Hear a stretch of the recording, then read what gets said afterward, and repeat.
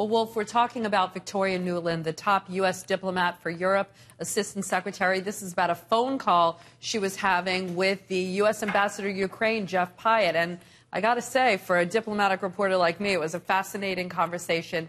You know, there's been a lot of turmoil, political chaos in Ukraine, and Nuland and Pyatt were talking about a power-sharing deal that they're trying to broker behind the scenes between the opposition and the government. And Nuland was very candid about what candidates the U.S. wanted to see in the government, and she expressed a lot of frustration about the European Union, who the U.S. kind of feels is dragging its feet a little bit and putting pressure on the Ukrainian government. And then she basically said that they thought the EU shouldn't be involved and the UN should send in an envoy. And let's take a listen to a little clip of this phone call.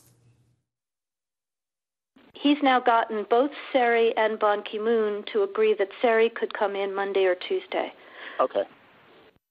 So that would be great, I think, to help glue this thing and have the UN help glue it.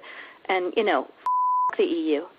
No, exactly. And I think we've got to do something to make it stick together, because you can be pretty sure that if it does start to gain altitude, the Russians will be working behind the scenes to try to torpedo it.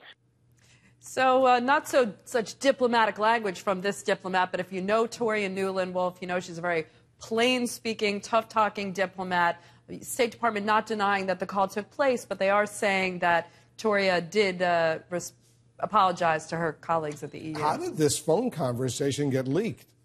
Well, the U.S. is pretty clear that they think the Russians did it. You know, that there's been a lot of tension between Russia and the United States over Ukraine. The U.S. is accusing Russia of trying to use undue influence on the government here.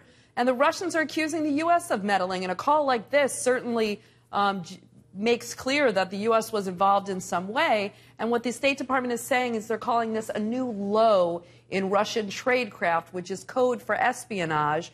So it's really interesting. I mean, on one hand, the United States is upset that its diplomats are being bugged, but at the same time, it doesn't really have a lot to say because of the NSA revelations. You would think they would be using a secure line on a conversation like that, but clearly not.